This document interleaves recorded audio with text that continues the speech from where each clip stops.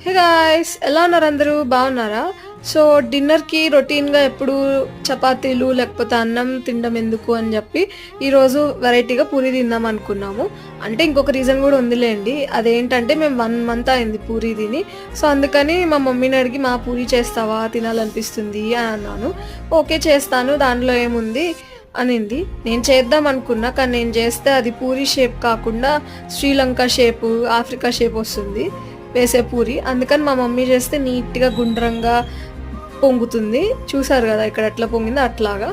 So, ఇంక మేము పూరి తిందామని జెప్పి మధ్యాహ్నం మేము లంచ్‌కి కాలీఫ్లవర్ కర్రీ చేసుకున్నాం.